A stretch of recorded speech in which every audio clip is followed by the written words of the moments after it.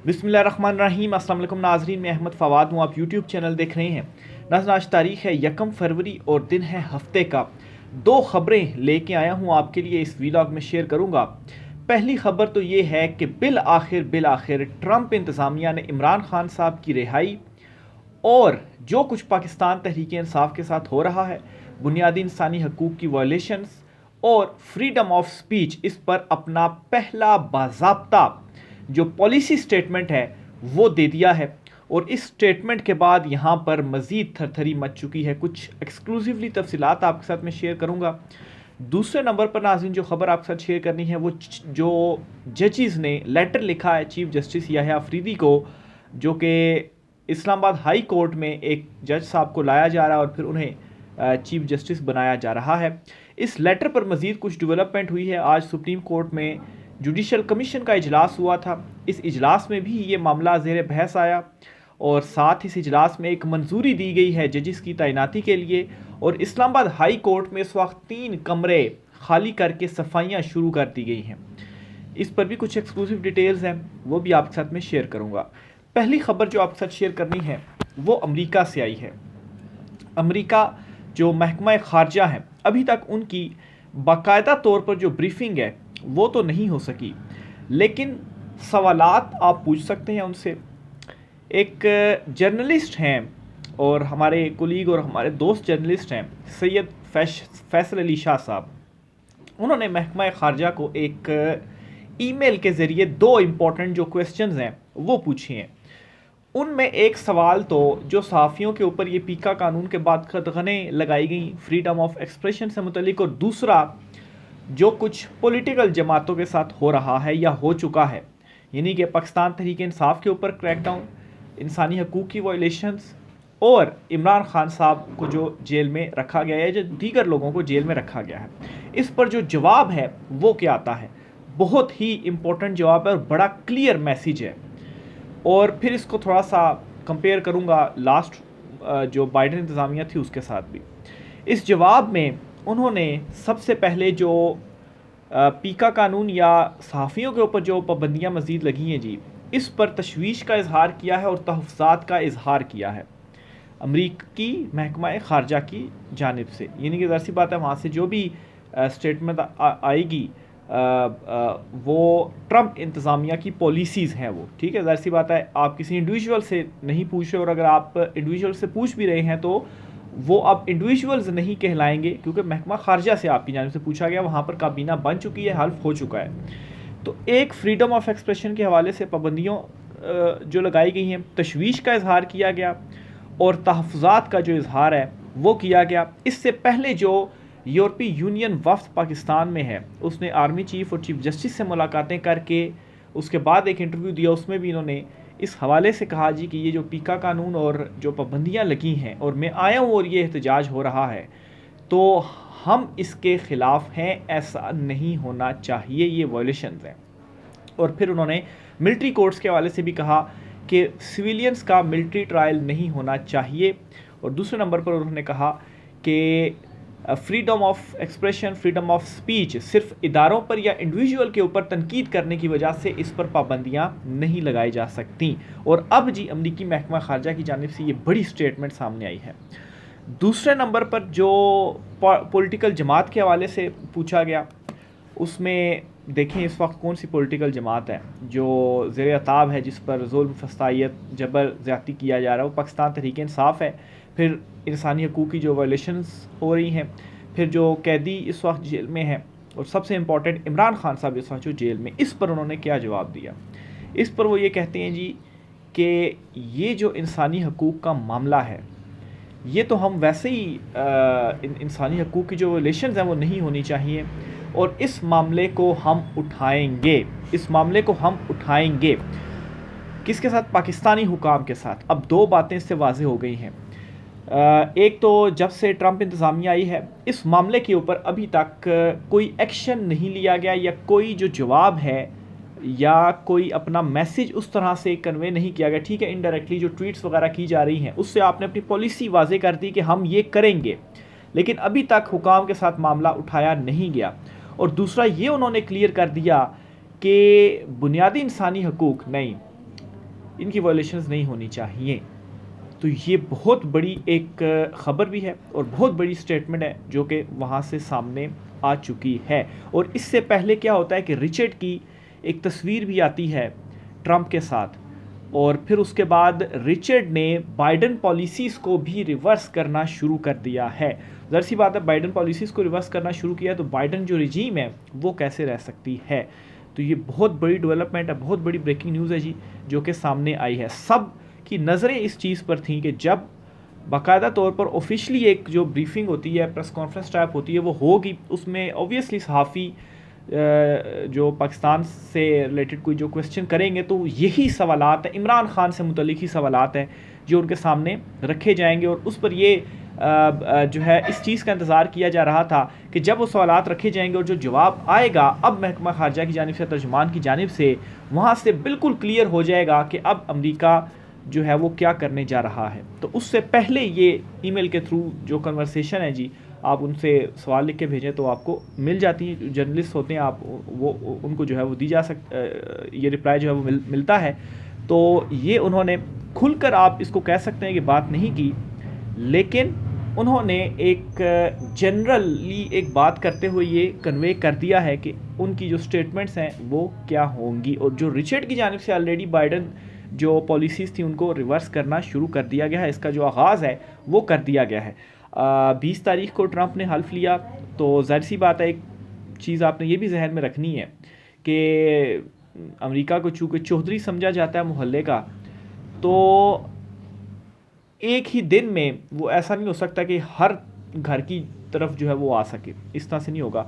जो उनकी top priorities हैं, पहले टॉप प्रायोरिटीज़ की तरफ जाएंगे, फिर उसके बाद आहिस्ता आहिस्ता करके, ज़ाहिर सी बात है पाकिस्तान जो है वो उस तरह से टॉप प्रायोरिटीज़ में तो नहीं शामिल होगा। उनकी टॉप प्रायोरिटीज़ में तो और तारिकीन वतन और बहुत सारे मामला हैं। लेकिन जब यहाँ से वो अक्सर एक एग्जांपल जो है वो दिया करते हैं ना कि जब नई जो आती है इंतज़ामिया, तो फिर वो अपनी अलमारी खोलते हैं और वहाँ पर फिर पाकिस्तान से मुतल्लिक जो कोट लटका होता है उसको भी फिर निकालते हैं, झाड़ते छाड़ते हैं और फिर देखते हैं इसके मुतल्लिक जो है वो क्या करना है। तो बहरहाल इन्फ्लुएंस तो है, इसमें तो कोई ढकी छुपी हुई बात नहीं है और इससे कोई इनकार भी नहीं कर सकता। लेकिन ये बहुत बड़ी डेवलपमेंट है जी जो कि हुई है, उन्होंने अपना ये बिल्कुल क्लियर कर दिया है। दूसरी खबर जो आपके साथ शेयर करनी है वो है जो जजेस ने लेटर लिखा है चीफ जस्टिस याह्या अफरीदी साहब को। इस लेटर के अंदर एक तो अगर 26वीं तरमीम जो है इसके बाद भी अगर आप इसके ऊपर इम्प्लीमेंट भी करते हैं तो इस लेटर में जो उन्होंने नुकात उठाए हैं ना, एक तो बड़ा इंपॉर्टेंट नुक्ता उन्होंने उठाया जी कि जो चीफ जस्टिस तैनात होगा उसमें ये लिखा गया है कि ऑफ डैट कोर्ट, यानी कि इस्लामाबाद हाई कोर्ट में चीफ जस्टिस तैनात होना है ना, तो ऑफ डैट कोर्ट उसी कोर्ट का ही जो जज होगा वो चीफ जस्टिस के तौर पर हो सकता है और 3 सीनियर जो जजेस हैं उनमें से किसी एक को आप चीफ जस्टिस तैनात कर सकते हैं। और जहाँ तक मामला है सीनियरिटी का, तो अगर आप किसी दूसरी कोर्ट से जज को इस्लामाबाद हाई कोर्ट लेकर आते हैं तो इस्लामाबाद हाई कोर्ट में जब वो हल्फ लेगा तो इधर क्या होगा, यहाँ पर उनकी जो सीनियरिटी है वो हल्फ वाले दिन से उसका आगाज़ होगा, यानी कि वो सबसे जूनियर होंगे। लेकिन जहाँ पर फैसले नहीं मानेंगे सुप्रीम कोर्ट के, सुप्रीम कोर्ट ने फैसले दिए इलेक्शंस के, मखसूस नशिस्तों का फैसला दिया, उसको नहीं माना गया। तो वहाँ पर सवाल ये है कि क्या यहाँ पर ये बातें मानी जाएंगी। फ़ैसला कर लिया गया है कि हमने लाहौर हाई कोर्ट से अगर जज साहब को लेकर आना है और उन्हें चीफ जस्टिस तैनात करना है और जुडिशल कमीशन के इजलास में चीफ जस्टिस और दीगर जो हैं वो फ़ैसला करेंगे, तो कैसे उसको रोका जा सकता है इम्प्लीमेंट होने से। लेकिन फिर वहाँ पर सवाल ये भी है कि ठीक है आप ये कर लेंगे, तो क्या ये जो 6 जजेस हैं ये खामोशी से बैठ जाएंगे, क्या इनकी तरफ से कोई एक्शन जो है वो नहीं लिए जाएंगे। और फिर ख़बर एक और भी आपको देता चलूँ कि इस्लामाबाद हाई कोर्ट में 3 कमरों की जो सफाई है वो शुरू कर दी गई है, कमरे खाली कर लिए गए हैं। और 3 कमरों की सफाई और ख़ाली करने का मतलब क्या है कि यहाँ पर 3 जो जजेस हैं वो लाए जा रहे हैं और वो उन 3 जजेस के कमरे होंगे। तो ये बात तो क्लियर हो गई है, ये ख़बर भी क्लियर हो गई है कि 3 जजेस आ रहे हैं, एक लाहौर हाई कोर्ट से आ जाएंगे, एक सिंध से आ जाएंगे और एक गालबन किसी और सूबे से जो है वो आ जाएंगे, शायद बलूचिस्तान से जो है वो आ जाए। तो उन तीनों को इस्लामाबाद हाई कोर्ट लाया जा रहा है। तो ये एक बड़ी डेवलपमेंट हुई है। फिर उसके बाद आज सुप्रीम कोर्ट ऑफ पाकिस्तान में एक इजलास भी हुआ है और इस इजलास में पहले आपको बताऊँ जुडिशल कमीशन का ये इजलास हुआ है। इस इजलास में जी 10 नए जजेस की मंजूरी दी गई है, 10 एडिशनल जजेस की मंजूरी दी गई है पेशावर हाई कोर्ट के लिए। अच्छा, जुडिशल कमीशन ने 8 वकला को एडिशनल जज तैनात करने की मंजूरी दी है। और इसके अलावा जुडिशल कमीशन के 3 अरकान की जानिब से इजाफी तैनाती की मुखालफत की गई। एजेंडे के मुताबिक 9 जजिस की तैनाती होना थी। Chief justice Peshawar high court ने 10 जजिस की तकर्री का कहा। मतलब है एजेंडे के मुताबिक 9 जजिस थे, लेकिन chief justice Peshawar high court ने 10 कहा, तो चीफ जस्टिस ने फिर कहा जी कि ये तो 10 ही होने चाहिए। लेकिन कुछ अराकीन 3 अराकीन ने कहा जी कि इजाफी तैनाती की मुखालफत करने हैं। लेकिन 3 अराकीन कौन से हैं जो अपोजिशन या PTI से जिनका ताल्लुक है, तो वो बेशक मुखालफत करते रहें। जो अक्सरियत है वो तो इस हुकूमत की ही है, तो वो अपनी मर्ज़ी से ही करेंगे। तो इसलिए जी 10 एडिशनल जजिस की जो मंजूरी है वो दे दी गई है। इन 10 एडिशनल जजिस में कौन कौन है जी? फ़रा जमशेद, इनामुल्लाह ख़ान, काजी जवाद एहसानुल्लाह, इसके अलावा मुदस्सिर अमीर, साबितुल्लाह, औरंगज़ेब, इसके अलावा अब्दुल फ़याज़, सलाहुद्दीन, सादिक अली, तारिक अफरीदी, इनको एडिशनल जज तैनात करने की जो मंजूरी है वो दे दी गई है। तो पेशावर हाई कोर्ट में बड़ी जो तब्दीली है वो हो गई है। और इस इजलास में ये सोर्सेज बता रहे हैं कि इस मामले को भी देखा गया है इस्लामाबाद हाई कोर्ट में जो 3 जजिस लेकर आने हैं। लेकिन अभी इसके ऊपर हतमी जो मंजूरी है वो होगी 10 फरवरी को। 10 फरवरी को जुडिशल कमीशन का इजलास होना है चीफ जस्टिस याह्या अफरीदी की सरबराही में। और इस इजलास में इस्लामाबाद हाई कोर्ट में जो 3 जजिस लाने हैं, और फिर उसके बाद ये भी देखना है कि सुप्रीम कोर्ट ऑफ पाकिस्तान में कौन से जो 8 जजिस हैं वो लाए जाएंगे, वो उसमें जो डिसीजंस हैं वो लिए जाएंगे। अब यहाँ पर एक मौका तो है चीफ जस्टिस याह्या अफरीदी साहब के पास कि जो आप जजिस को इस्लामाबाद हाई कोर्ट शिफ्ट कर रहे हैं और चीफ जस्टिस तैनात कर रहे हैं, तो इसमें ये इख्तियार चीफ जस्टिस का ज़रूर होता है कि चीफ जस्टिस की मंजूरी के बग़ैर आप किसी दूसरी अदालत से जजिस को नहीं ला सकते हैं। किसी दूसरी सूबे की अदालत को आप इधर high court Islamabad high court नहीं ला सकते। इवन के चीफ जस्टिस आमिर फ़ारूक जो हैं, अगर वो भी नहीं देते मंजूरी, तो उनकी मंजूरी के बगैर भी आप नहीं ला सकते हैं। तो यहाँ पर चीफ जस्टिस याह्या अफरीदी साहब की तरफ एक मरतबा फिर से लोग तो देख रहे हैं, इमरान खान साहब ने भी उनको जो डोजियर है वो भेजा है, और इसीलिए भेजा है कि फ़ोरम जो है वो तो यही है, और एक्शंस जो है वो चीफ जस्टिस को लेने चाहिए। और अगर वो अपने हल्फ के मुताबिक और आइन के मुताबिक इख्तियारात जो हैं उनको यूज़ नहीं करते हैं और एक्शंस नहीं लेते हैं, तो फिर एक तमाशाई ही हैं वो। ये इमरान खान साहब ने जो है वो कहा है। तो एक है मौका चीफ जस्टिस याह्या अफरीदी साहब के पास कि अगर वो डट जाते हैं, ज़्यादा उम्मीद तो खैर नहीं लगाई जा रही। इवन के इमरान खान साहब ने जो डोजियर दिया उसके ऊपर भी कुछ ज़्यादा उम्मीद तो नहीं है। पटिशन्स पेंडिंग है, इंसानी हकूक़ की वॉलेशन से मुतल्लिक और बेशुमार चीज़ें हो रही हैं, लेकिन कोई जो एक्शन है अदालतों से वो बिल्कुल भी नहीं हो रहा है।